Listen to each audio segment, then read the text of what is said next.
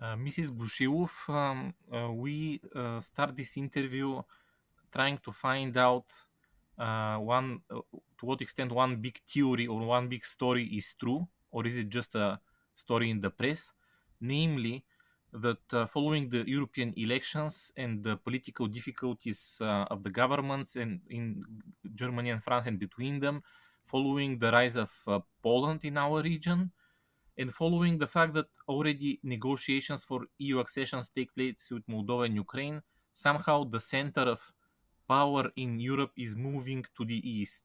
To what extent do you think, from your experience, this is really taking place, or is it just one media theory?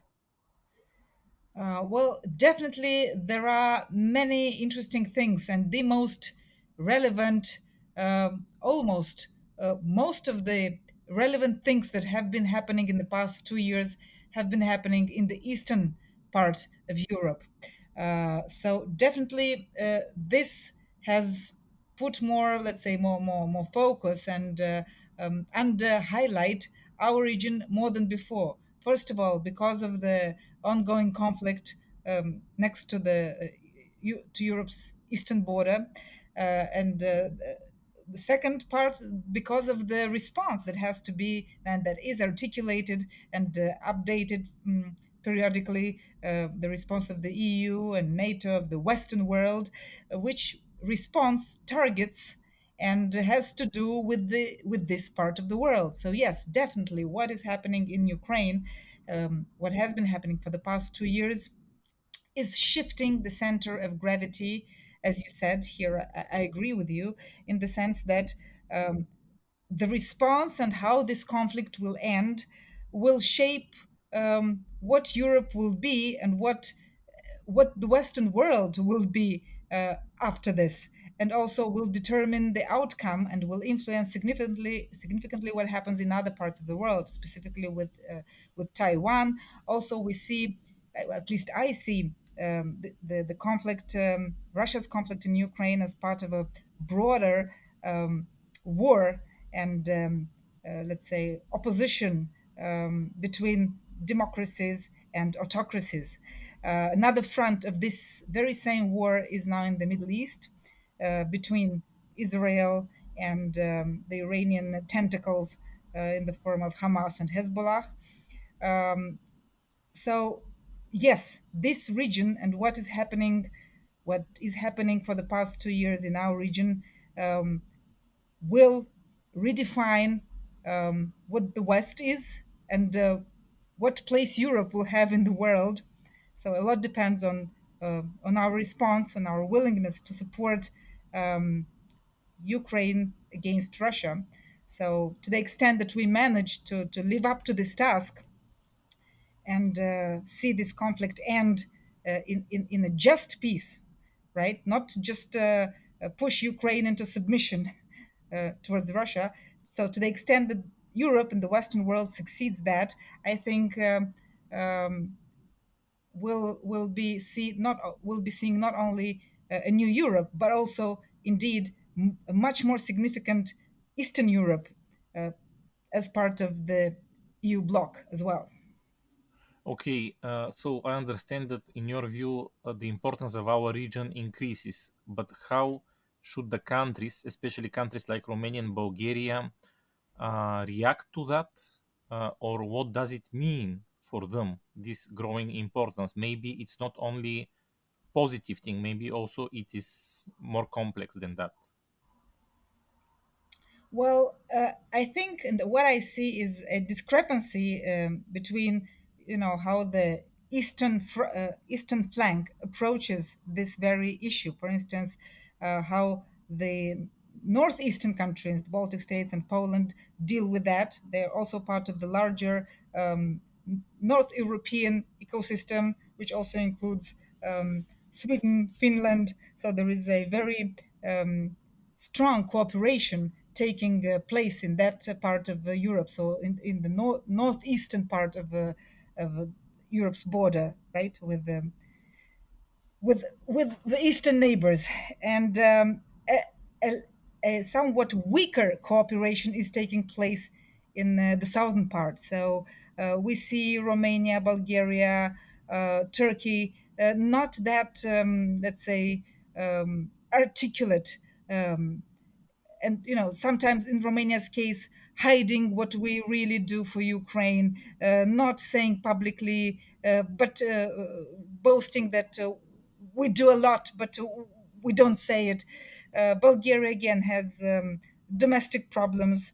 Um, Turkey again sometimes looks more like Russia's friend than and behaves more like Russia's friend than a NATO member country, um, right? So this is not out of love for Russia, we might assume, but out of economic interest, because Turkey gained a lot being a middleman in the past 2 years between Russia and the West, and maneuvering between the sanctions imposed by the West and helping Russia evade them, right? So you see much more, let's say, um, a much more chaotic development here on the southern border, in the southern part of the eastern flank, Europe and NATO's eastern flank, southeastern flank.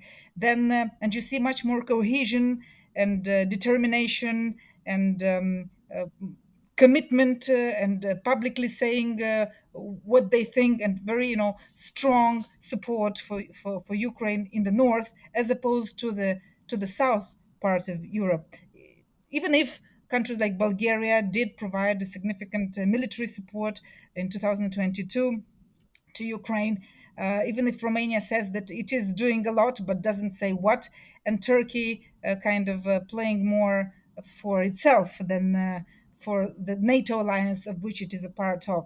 So this is what I'm seeing.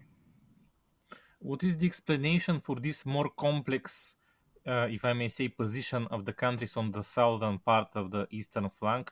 They are also NATO and EU countries, so one could imagine that they have obligations, or they have also Western European investments or Western investments in them. So, what is the reason for this different position than the northeastern countries? I think you have much more kinship and historical, let's say, maybe affinity between the northeastern countries in Europe than between, let's say, Romania, Bulgaria, and Turkey. Right? What unites Romania and Bulgaria? Let's say it's the Orthodox faith, but then we have in this axis you can include also Greece. But in a way, I see these countries as more like a, let's say, soft underbelly of Europe, and the region most likely to fall in the event of an attack, and the region which Russia would have less problems attacking than if Russia decides. And we have seen in the last 2 3 days the hearings in the German parliament, in which the chief of intelligence services are saying that it is very likely for Russia to attack NATO or a NATO country sometime around 2030. While most of this attention is focused on the north, I think there things are much more advanced in terms of societies and economic preparations, military investments, and the countries, let's say, less prepared to withstand or to face such an attack, I think would be Romania, Bulgaria, Greece, uh, should such a thing happen. I think this is the soft axis and the most vulnerable place on the eastern flank, in my opinion. Okay, in this situation, which you just described with differences between north and south on the eastern flank, um, to what extent the idea for greater regional cooperation, also between north and south on the eastern flank of NATO and part of Europe, to what extent does it make sense? And do you see any push into that direction? I think cooperation is always better. Um, than competition, especially if you talk about EU member countries among themselves or NATO member countries.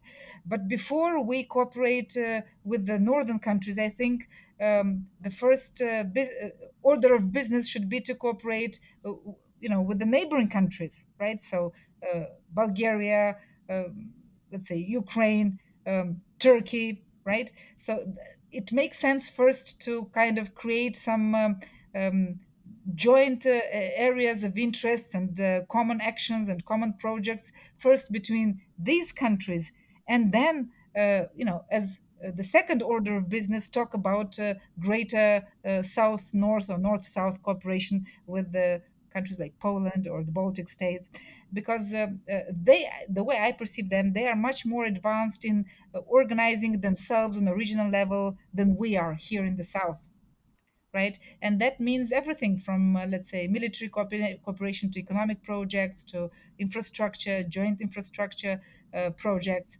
That means going ahead and making all the investments with all the available money which currently we have for our region. I'm speaking and I'm thinking specifically about Romania, because after 2027, this stream of money will dry up. The available funding will not be the same. Its level will drop. So, in a way, now is the key moment to make all these investments, to accelerate regional projects if we want to work on some projects like these, because it will be harder, especially in terms of financing, after 2027. If we take Bulgaria and Romania and their cooperation, it can be seen that it goes well in the domains of defense and security. Perhaps that is explained easy to explain because not only of the war in Ukraine, but also that these are domains in which our partners have a stake and probably facilitate a better trust between the two nations or the allies of the two nations. But in spite of that, you are certainly right that it is not some large scale cooperation, and the infrastructural connectivity between the two countries is low, and the nations or the people of the two countries are not very maybe knowledgeable about one another, not very interested as well.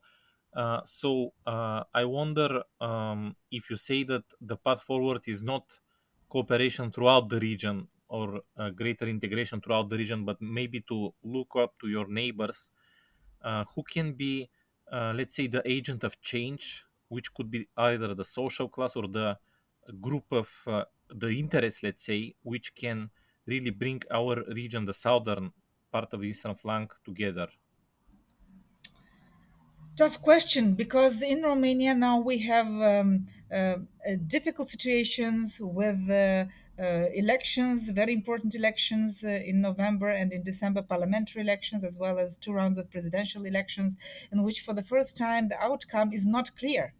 So it is not clear who will be the winner in these elections, and you have quite a polarization in Romanian society, in the sense that around 42-44% of Romanian society lives in economic hardship, in economic difficulty, and these are the people voting mostly for the Social Democratic Party.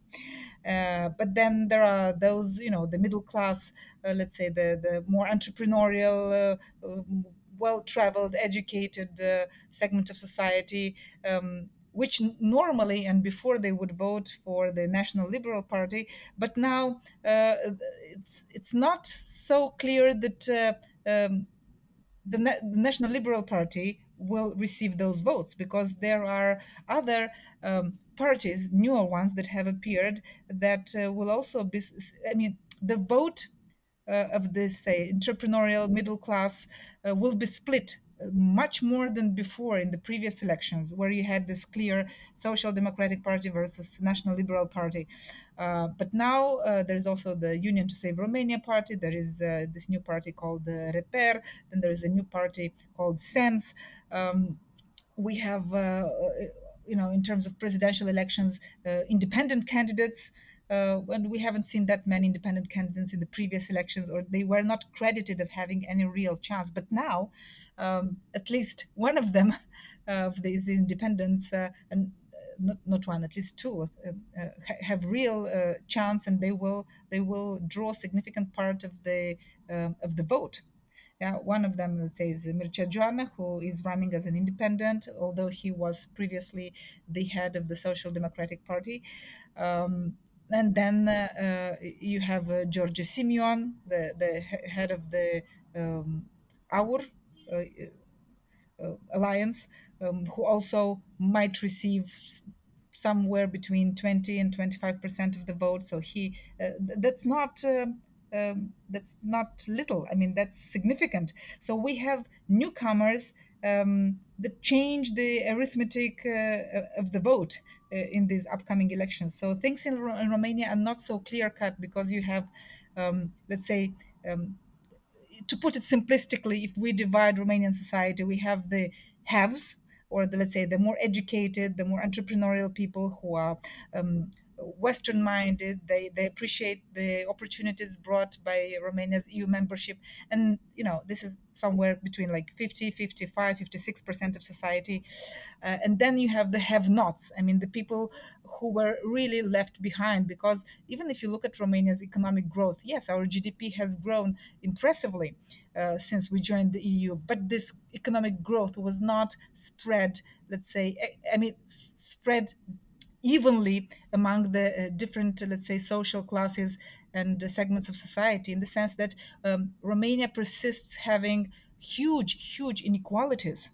I mean, regions that are very well off, where you have economic development, where you have growth, let's say Bucharest, right, where you produce 25%. So one quarter of Romania's GDP is produced in Bucharest. And then you have some of the most poor regions in the EU, let's say in the eastern part of Romania, so the Romanian Moldova region, the one that's part of the Romania, uh, where you have such poverty that you can't believe that these countries or some of those people live in those conditions in a EU member country.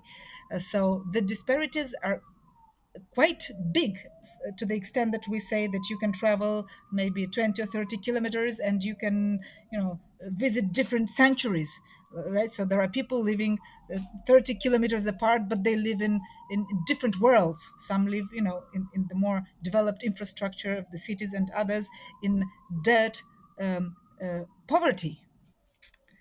So it's not easy to answer your question, because who can influence, politics? And I say that, the future and the outcome is written by many hands. It's not one voice alone or one person alone that influences what the future will look like, but it's the interaction of various factors, of different interest groups, of all these different social classes that are represented by different political parties.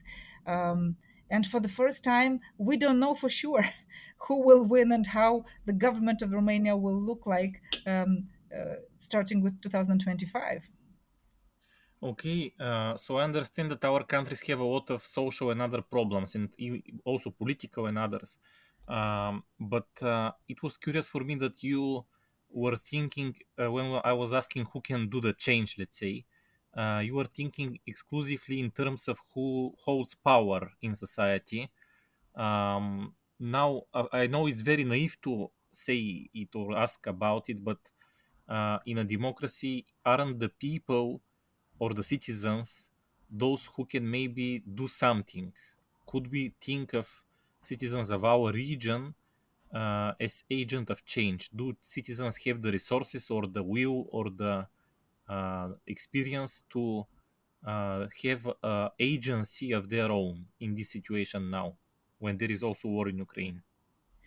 They do have a certain degree of agency, but we should not overestimate that power, because for as much, support that was poured towards building a strong civil society in Bulgaria, but also for that matter in Romania and in Bulgaria as well, uh, still this sector is very fragile, and the many problems that you know exist in our countries make it very difficult for these let's say NGOs, because these are the, let's say, bodies which have a more organized and articulated let's say existence, right? So it's not one individual voice, but a point that unites citizen interests based on a topic, based on, I don't know, policy, or the desire to do good and change the communities where you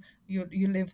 But I would say that this 30 years of independence, post communist independence, were not enough to create a strong civil society, because civil society organizations still depend to a great degree to they depend on funding, right? So they depend on lines of financing or some Western foundations. Many of them no longer, especially the American ones, no longer see our region as a priority region. And this happened sometime around 2013, 2014. They no longer think that we are a priority area for them to focus their efforts for democracy promotion. They see that, Romania, Bulgaria, so the Eastern European countries already as countries that should have already graduated. So they have had 20 years of help from the Western world, and now we should be able to walk and develop on our own two legs, right? So, but the truth is that the civil society organizations, they are not as strong if they have to depend on grants, and from year to year they still live this in this precarity, and their business or model of existence uh, did not become self-sustainable, right? So as long as they are dependent, let's say, on grants for for their activities. So as long as they depend mostly project driven and project financed. I'm curious to continue a bit this issue because, okay, I understand that maybe the West is not so interested to fund the NGO sector in our region now, but we have examples in Romania when donations from citizens led to the construction of a hospital for children, and they gathered tens of millions of euro, which were governed and received, and the hospital was built by an NGO. And also you have situation in which mayors of Bucharest and Timișoara have had origins from the NGO sector. You have media which are somehow maybe NGO media. And maybe the list could continue, even the fact that there is an investigative media in Romania which has a budget of million euro, and the enormous part of this budget is donations. For me, that is also a sign that maybe Romania and its NGO sector, including its civic sector, its investigative journalism, they have public and they have critical mass in terms of people who support them or see sense in their activity. So doesn't that change a little bit the perspective on the NGO sector in Romania?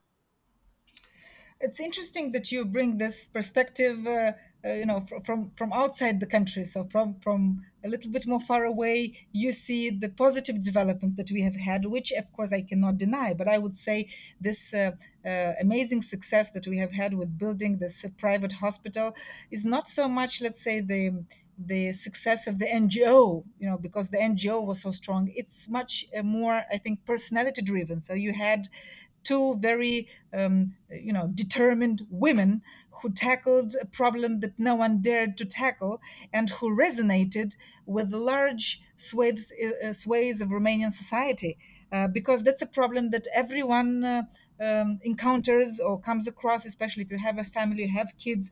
These are the most vulnerable members of our society, and it's the negative experiences of so many people while interacting with our, let's say, state healthcare system that convinced so many Romanian citizens to support, and also companies to support this initiative.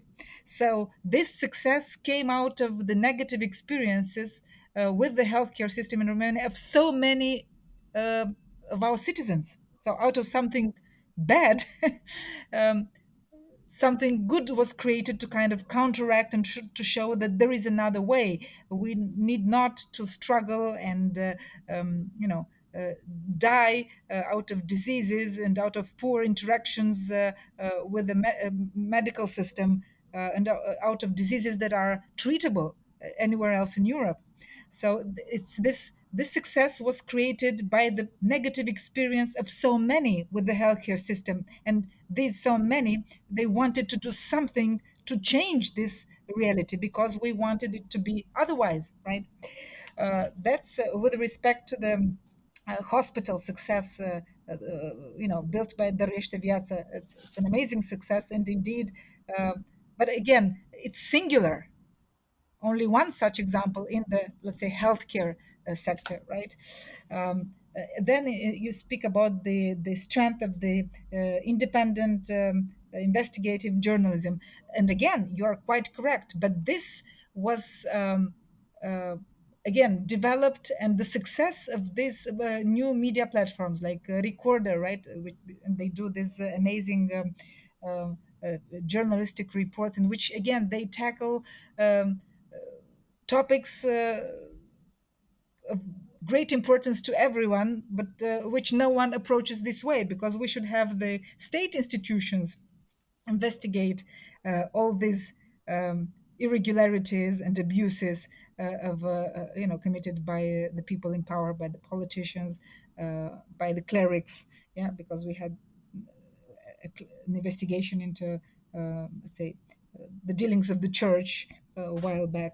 So again, it's something that upsets so many members of our society, that they sponsored, you know, each by how much he or her could, to try to do something about it. It is out of this feeling of, let's say, how should I put it? Um, of helplessness, you know, that people, especially the rising middle class, the more educated people, the more Western minded side of our society, they support these new media platforms and independent journalism, because all the other media outlets are captured by business interests and by political interests, and is silent on so many important topics. That is why people started sponsoring independent journalism and investigative reports, because no one else is looking and digging and analyzing what these independent media outlets are doing. So it is also, again, out of a very bad experience, out of the you know, a lack of confidence, and not unjustified in the let's say, the classic media landscape, which remains silent on topics which affect us all, right? So this again is the success of the, or one of the reasons that explains the success of these independent media platforms and investigative journalists that we have seen in the past 5, 6, 7 years. Yeah. Okay, I can continue the list given that I really, from the outside, see something which maybe is not present in other countries in the region. So Romania has quite a good development of the so-called prosumers group in society. These are people who produce electricity in their households with the help of solar panels, for example. It was really a big hit even 2 years ago. It was very prominent, this industry, and now it continues its development. And I know that recently conditions have been changed somehow.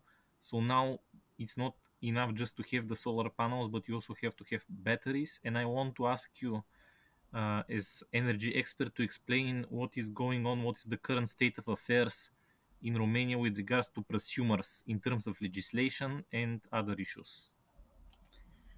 So yes, this is one area that has moved really well in Romania in the past 2 years. But again, it goes back to the fact that it's why this segment has moved better than all the others.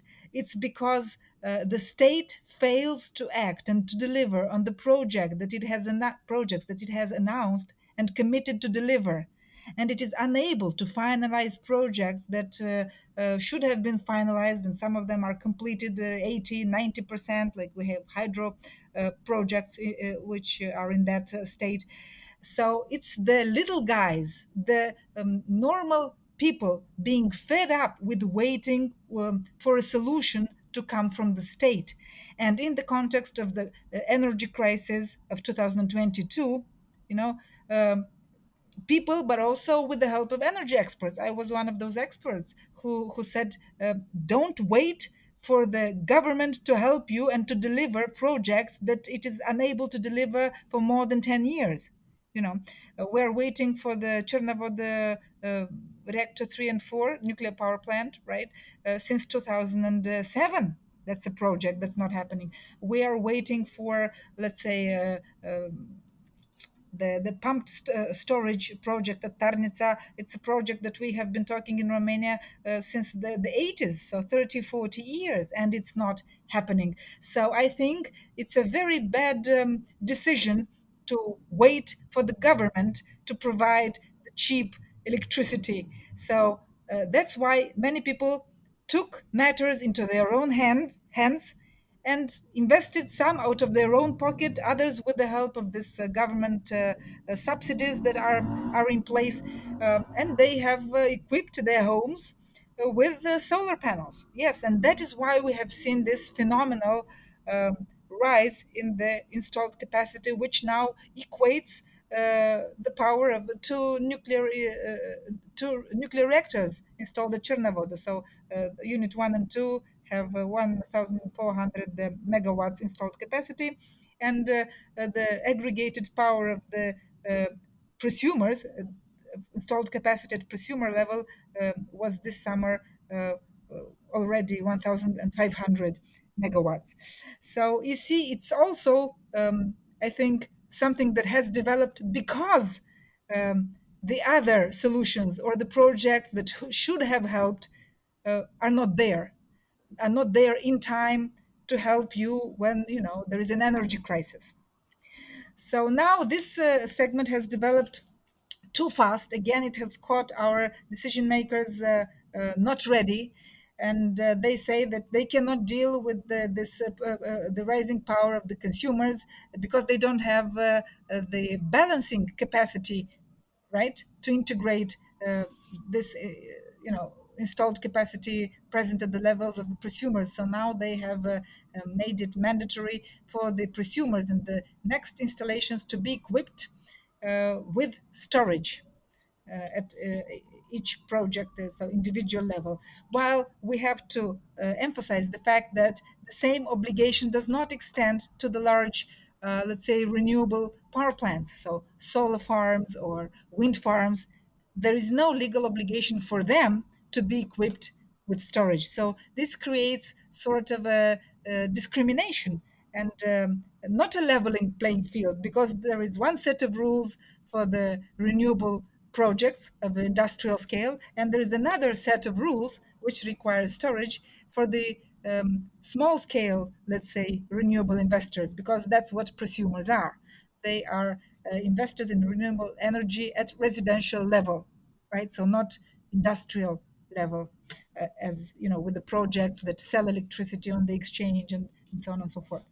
So this is where we're at, and the government again was caught unprepared, and that's why these attempts to change the legislation to make it mandatory for them um, to be equipped with storage. But this adds to the cost of installing and running and exploiting such systems. Then there is also talk of the government wanting to increase, collection from VAT, and the fact that they will up the level of VAT for the solar panels starting with next year. So prosumers will face additional um, expenses if that happens. On the VAT front, because it will increase if they pass this law, and then also with the additional installation and equipment of storage for their home installed solar panels. Okay, you like to criticize the state, but in fact, prosumers 2 years ago were free from taxes, if I'm not mistaken, and that was one of the reasons that this sector grew so fast. And on the other hand, the state is also having a program which supports people buying photovoltaic utilities. What can you say about these policies of encouragement of the sector which come from the Romanian state? Well, this is one good thing that the Romanian government has done in the sense that initially it did not, let's say, raise unnecessary obstacles in the face of the prosumers, but which they are trying to change periodically because they want to raise money. They try to identify new sources of revenues, and this is why, let's say, the VAT for new solar power installations might go up next year. But I don't think the government itself was prepared to this huge interest from the market. And the interest from the market came because of the energy crisis and the price explosion in 2022.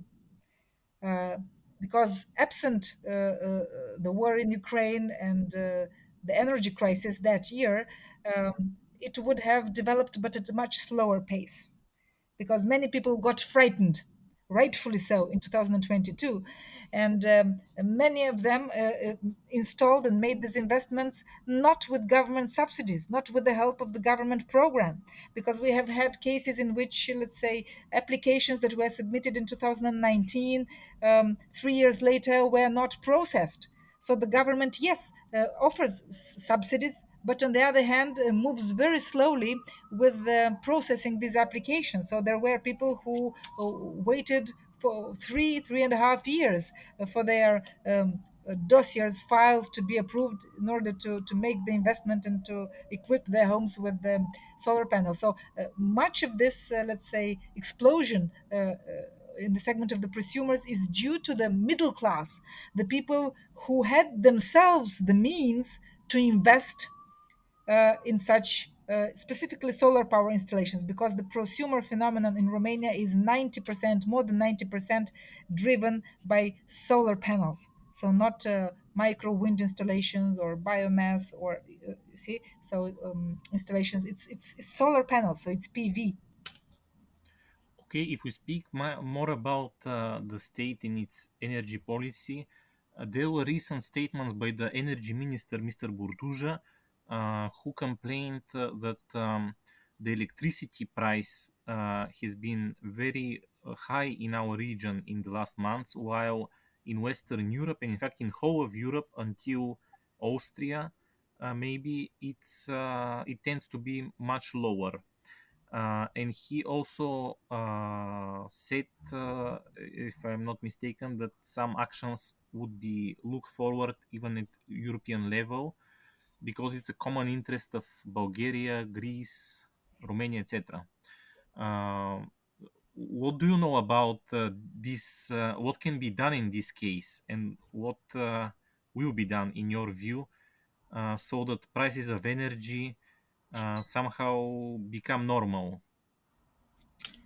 Well, I think the problem that was exposed and with which we have struggled this summer and might struggle again this upcoming winter, so the fact that we have seen higher prices in this part of Europe, southeastern Europe, as opposed to the more normal prices in northern Europe, western Europe, even let's say central northern Europe, so Poland, Baltic states, indicates that, let's say, this part of Europe, southeastern Europe, Romania, Bulgaria, Greece, are the countries which are, let's say, are the weakest link in Europe's energy market, integrated energy market, right? So these are the countries that have delayed the reforms. These are the countries that have planned investments that did not materialize.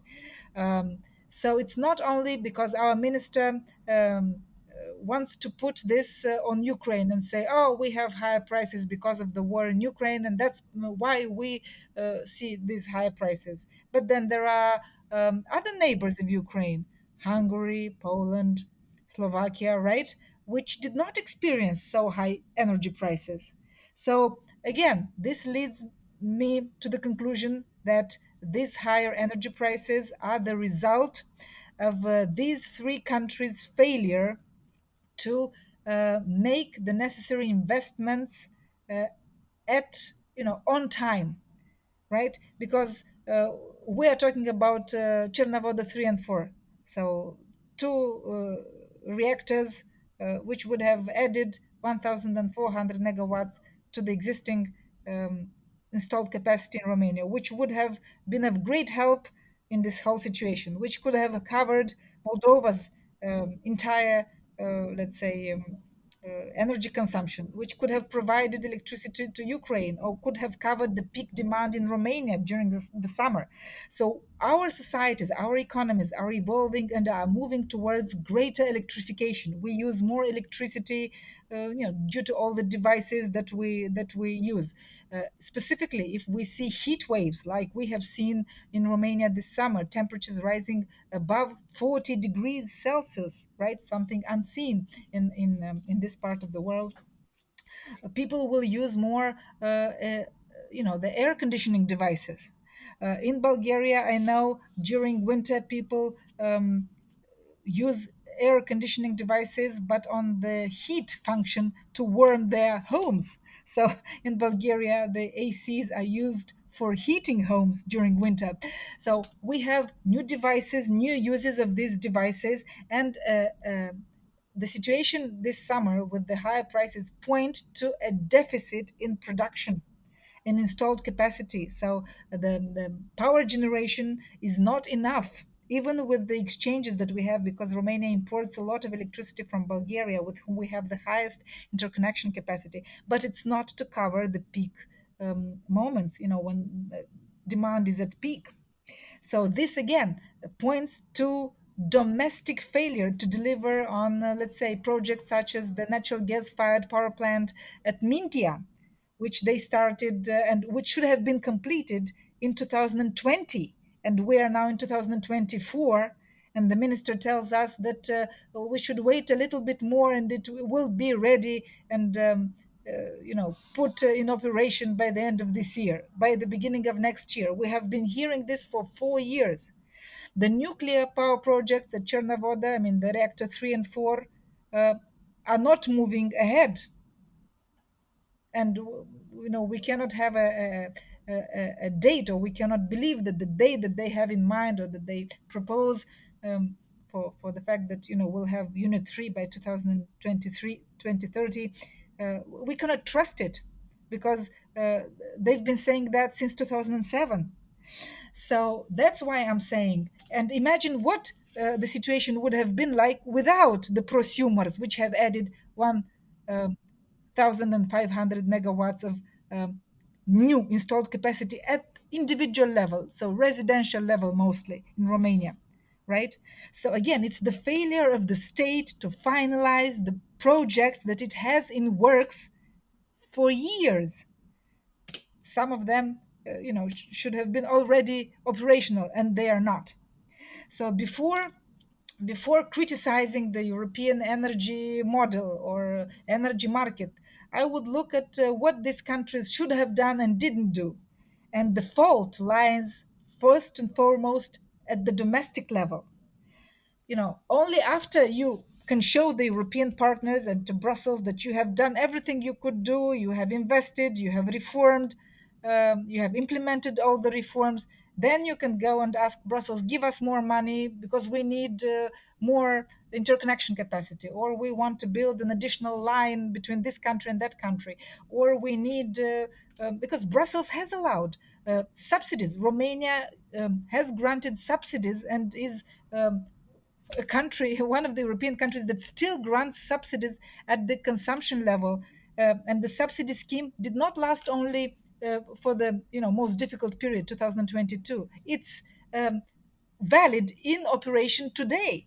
Romanians pay, industrial consumers, residential consumers, they pay a subsidized price for electricity and will continue to do so until April the 1st, 2025.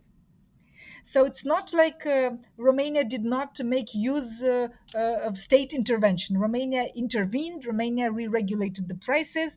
And if other European countries have dropped or have made this intervention short term for the duration of the crisis, and since they have gone back to, let's say, market prices, Romania have not did not go to the market prices, not yet. We're still under this subsidized regime.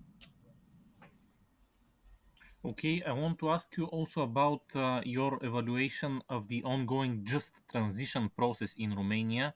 It has different components. One thing is that the closure of certain jobs related to mines and thermal power plants should be somehow linked to the opening of new jobs, also hopefully qualified for qualified workers. There is economic aspect, there is a social aspect, given that people who lose their job are expected to receive some funds, either for well-being or for requalification. And there is also aspect related to new technology, somehow to modernization of firms or production plants or other entities. So how do you appreciate the ongoing just transition in Romania now? How successful is it, or how much problems it faces? Well, Romania embarked on this road unwillingly and late. Again, Romania, Bulgaria, Greece are the countries that have resisted coal phase out and have, dragged this as long as they could until they couldn't. So then they embraced this path unwillingly, closing, let's say, coal-fired power plants. And the EU has been generous. There is a lot of money to be spent. Again, Romania was late, a late starter in accessing this money, and I would have to look myself in order to be able to provide you with a more detailed reply on how are the programs under the Just Transition Fund going. But what I can tell you, the start in Romania was late.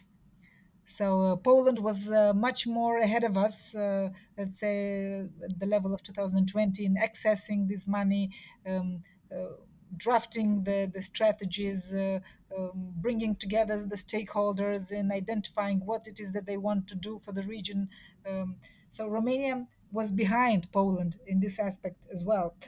In terms of social aspect, well, the social aspect is manipulated in Romania by the politicians, including the Minister Burduja himself, who, instead of telling the truth to the people in those, let's say, coal dependent regions, that this is a thing of the past, it will be closed down.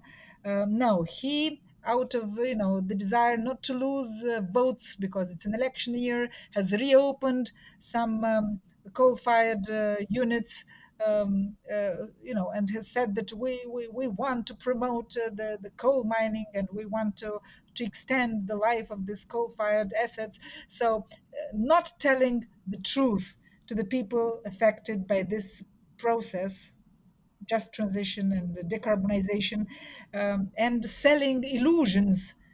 This is what our politicians, specifically the minister, the current minister, has been doing, and I think uh, this is this serves no one, and it is not helpful for those people. It's much more honest to tell them the truth and to help them access those money, build new projects, reskill or acquire the new skills for a greener economy, than tell them lies about how you will extend the use of coal in those regions just to get their votes in the upcoming elections. Okay, I know that in Romania there has been sometimes discourse that international capital or global capital corporations are somehow privileged, including by the Romanian state, with regards to the national autochthonous capital. Can is there such a discourse or such a reality when the just transition is taken into considerations, in the sense that maybe firms which are owned by Western European companies or people maybe are more participate more in the just transition than the or win more from it than the local Romanian companies? I wouldn't say so, and why I wouldn't say so? Because let's say the coal sector, coal-fired power plants, it's in entirely in the hands of the Romanian state. There are no private companies which are exploiting, let's say, coal-fired generators in Romania. There haven't been any, so it's entirely state-owned companies. And I would say that actually the Romanian state is much more busy um, uh, developing state aids schemes, so support schemes to the state owned enterprises than in helping the private sector and foreign entities, let's say, access funding. So I would say that if someone is discriminated in Romania, it's the foreign companies, because the state has a vested interest in helping the state-owned companies. And let me tell you that the energy sector in Romania, it's 80% state-owned. 80. 80. So, if anything, the Romanian state is failing and is not doing enough to craft and to devise the policies that would incentivize the private investors to put their money into into new projects. It spends most of its time in trying to help the state-owned energy companies. So no, it's actually failing on the front of creating the policies and the level playing field for all the, let's say, participants in the energy sector. It's clearly favoring the state-owned energy companies, even in the way it distributes the money, including the European funding. Talking about state companies in energy, Hidroelectrica has been a very big company, and it was launched some time ago at the stock exchange of Bucharest, and it is said to have contributed significantly to the rise of the volume, and maybe also attracting some capitals with regards to the rising volume of exchange on that bourse. However, I want to ask, how do you evaluate this, uh, let's say, minority shares privatization, if I may say, or this listing of the Hidroelectrica? What did it change for the company, for the Romanian state, for the, if you wish, investors or citizens? Well, Hidroelectrica is not just any company, it's the crown jewel, of all the state-owned energy enterprises, right? So it's the most valuable state-owned company in the energy sector. I think this privatization of a minority stake in Hidroelectrica is a good thing, because it brings more transparency, more scrutiny, but the state remains the majority shareholder. So even now, you see, there is this discussion of how the European Union does not want to approve, let's say, some money. The payment through the National Recovery and Resilience Plan, because Romania failed to deliver on the reform front, because it failed to modernize and to ensure that at the helm of these companies, state-owned energy companies, are competent people, so not named based on their political affiliation to this party or that party, but based on expertise. And it failed to do so. So now we have around uh, a billion euro that is held up by the European Union and might not be transferred to Romania, because Romania did not ensure this transparent governance and competent governance, and didn't implement the reform in specifically in the state-owned energy companies. Yeah. Now, the fact that Hidroelectrica has a minority stake listed, I think, is a good development, because it brings more scrutiny, and because you have also, let's say, individual stakeholders and owners, even if minority owners, who can have an insight, but their say is little, because if it's 20%, you don't have much influence, and the decisions are made by the majority stakeholder still, right? So it's still the state that will dictate what happens in Hidroelectrica, and what projects will be implemented and invested in, and so not the little investors. But it's a good first step in the right direction. There has been a lot of hype about American investment in Romanian energy sector. One example has been the capabilities for offshore extraction of natural gas in the Black Sea. In the other case is probably the one related to the so-called modular nuclear plants. I know that there have been problems in both cases. Could you tell us what is the current state of these projects related to the to both exploitation of natural gas in the Black Sea and the modular nuclear plants? So let's talk about the natural gas in the Black Sea. So an important step forward was made last year. So in 2023, when in June, so in the middle of the year last year, OMV Petrom, which is the operator, main company and title holder there, has made the final investment decision, FID. This is the most significant step in any investment, because before the FID, it's just collecting data, putting the right legislation, legal framework in place, doing seismic work, mapping, and so on and so forth. But once a project receives the FID, this means the green light. This means that the project is happening. So from that point of view, we have this certainty, because OMV made the final investment decision in the middle of last year. So now what they are telling us is that sometime around 2026, 2027, they want to see the first gas. So that means that they need 3 to 4 years, you know, for all the, let's say, contractors to put everything in place for the gas molecules to start flowing and to be fed into the Romanian natural gas system. So on that front, things have moved forward. And this is why I explained why this FID is very important. It's not like a simple authorization or like a permit. No, it signifies the 100% commitment of the project owners to go forward when they actually spend money to develop for production. So this is happening, uh, and we should see the first results in 2000. I would say more 2027, because in Romania everything lasts longer, and you rarely have a surprise for something to be done quicker, rather, for a project to have a delay. So I would say more likely 2027 than 2026. Uh, but so on the front of the small modular reactor, so this is a project indeed with the involvement of the American company NuScale. They have the technology that the Romanians would like to implement at the selected site.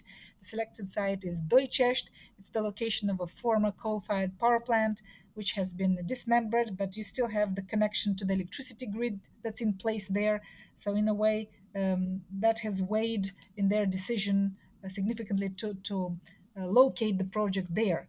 However, it's moving also at a slower pace, because there is significant, let's say, resistance in Romanian society with respect to any American involvement in the energy sector. So this is quite strange, because we seem to be having a quite strong undercurrent in Romanian society, and also in Romanian state institutions, who want to derail these American investments in the Romanian energy sector, right? Because if these investments do not happen, then Romania will be at the mercy of electricity imports from other countries and will not be standing on its own 2 feet. So let's say the pro-Russian forces, which we have in the form of the party of Diana Șoșoacă, who has this very pro-Russian stance. I mean, openly pro-Russian. So you would see always this alignment in their public discourse, people who were anti-vaxxers, who support Russia and are against supporting Ukraine, are also the people who do not want any American investments in the Romanian economy. So they are the same guys, the same tribe, the same group of people. Yeah, but let's say the more progressive part of Romanian society does want to see American investments in Romania take place. Now, with respect to the Black Sea, you see that that is no longer an American investment or a project with American involvement, because Exxon withdrew and sold its stake to state-owned Romgaz, which is a national company, state-owned, right? So even in the case of the Black Sea natural gas project, Neptune Deep, we no longer talk about an American investment. It ended once the ownership was transferred to Romgaz. Now we'll see if Romania is able to see this SMR, small modular reactor plant at Doicești, come to fruition and materialize it, or this will be another derailed American investment and subsequently Russian win in Romania's economy, in the sense that an American investment not made. I hope they will succeed with this project. But there is a track record, significant track record, that we cannot neglect of American investments, like Chevron with shale gas, like Exxon with the Neptune Deep in the Black Sea, natural gas, offshore natural gas, which make me very cautious. So I'm cautiously optimistic, and I would like to see this project come to life. But Romania is an unpredictable country, so anything can happen. Since the beginning of October, there is an LNG terminal in Alexandroupolis, Greece, which is connected to Bulgaria, and from Bulgaria it can, via Bulgaria, it can reach the natural gas can reach Romania, Moldova, Ukraine, Hungary, Slovakia, etc. At the same time, it is expected that after the end of this year, the last Russian natural gas which transits Ukraine no longer does it. So, can you somehow make a prognosis how the natural gas map of the region, especially southeastern Europe, will look like in the near future? Sure. So I would say that the crisis in 2022 resulted into something positive, in the sense that our region, Southeastern Europe, managed to significantly break through the monopoly of the Russian natural gas imports, and finally started these, let's say, west-east gas flows with the help of this LNG terminal in Alexandroupolis through the Trans-Balkan line, so gas that is reaching now Moldova, like non-Russian gas. So this is a positive development. However, some residual gas transit through Ukraine remains in place. And this agreement that governs this transit of gas, Russian gas through Ukraine, will end. I mean, it covers only until the end of this year. The expectation normally would be for this transit to stop. And the Ukrainian side has said that it has no intention to continue this transit. However, we have seen a willingness, on the other hand, it's a little bit strange for me and I don't understand it.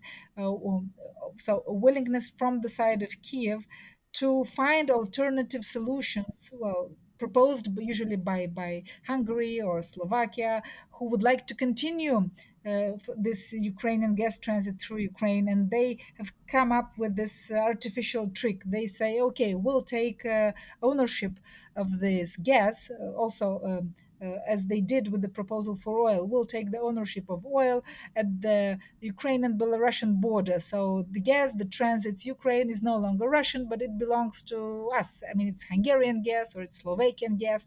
This is a trick, an artifact. So it's like an artificial mechanism that they came up with in order to kind of circumvent the EU sanctions and the well, not the EU sanctions, because the sanctions apply only for oil, but not for gas. But this is a trick. It's like an invention that will allow them to continue receiving natural gas from Russia, but through Ukraine. Now, my personal opinion as an expert is that Ukraine should shut this natural gas transit through its territory. And I do not think, I mean, these are countries, Hungary and Slovakia, that do not support Ukraine anyway. They resist any support, financial or military, from. They resist it in both the EU and NATO. So I do not understand why Kiev is playing nice with two countries that do not want to help Ukraine either way. So they will lose nothing if they shut down this transit once and for all. Moreover, they have a legitimate argument, because we have war going on in their country, so it's a force majeure event. It's legitimate. And this, I mean, shutting down this natural gas transit through Ukraine would also deprive the pro-Russian and anti-Ukrainian lobby in Hungary and Slovakia of their main argument that, oh, no, no, no, we cannot help Ukraine because we depend on the Russian gas that goes through Ukraine. But if this gas stops flowing through Ukraine, this argument is gone. So, as an expert, I think it would serve Kiev's interests better if they stop, if they halt the transit of Russian gas through Ukraine at the end of December. Um, can we end with this more general question? It looks like there are American, Western European, and maybe Russian vision for the energy balances or development in the region. So, is it right to ask who is winning in this situation after 2 years after the war in Ukraine? And is the win really durable, or will there be more changes to these geopolitical balances between these three major blocks? I think the crisis of 2022 inflicted significant cracks in the Russian monopoly, energy monopoly of our region, and has managed to bring some successes, in the sense that it has moved Germany, who was very, linked to Russian gas. It has managed to move Germany away from dependency on Russian gas, and this is a big win for, let's say, the American and Western European influence. However, there are countries, smaller countries, that remain dependent, and this is a willing dependence that they choose. It's their own will. They choose to remain dependent on Russia, and I'm talking about Hungary. I'm talking about Slovakia. Um,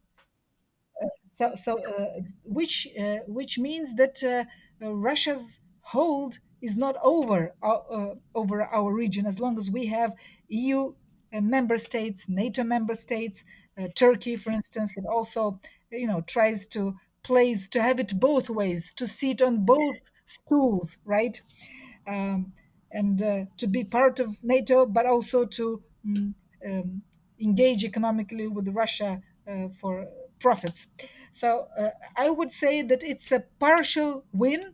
I would say it's a big win for the West, but it's not, a definitive win, because we need to close this dependence of NATO member countries and European countries on Russia. And here are the weakest links, the ones that I have mentioned: Hungary, Slovakia, Greece, Turkey. Is it correct to describe the relations between these three blocks in the geopolitical, in the energy geopolitics in the region, as competitors only, or do they have also some kind of cooperation at certain levels? I think any cooperation that existed has ended in February 2022. Uh, maybe some things still, pass through despite the sanctions. Electronics, which still end up in rockets that hit Ukraine and that are launched by Russia. But I think the era of the West's cooperation with Russia has ended, and it is a chapter that has closed, and it is evident by the fact that this place that was left empty on the Russian market, so in the Russian economy, was immediately occupied by China. China now feels that space provides those, I don't know, those goods, sometimes services, but mostly goods, on the Russian market that were delivered previously or were provided by Western companies. India is buying Russian oil and will buy from anyone who has cheap oil for sale. Turkey, again, Turkey, India, China, Iran, these are the countries that are helping Russia survive the sanctions regime. Without their help, Russia would have been already in a much, much more dire situation.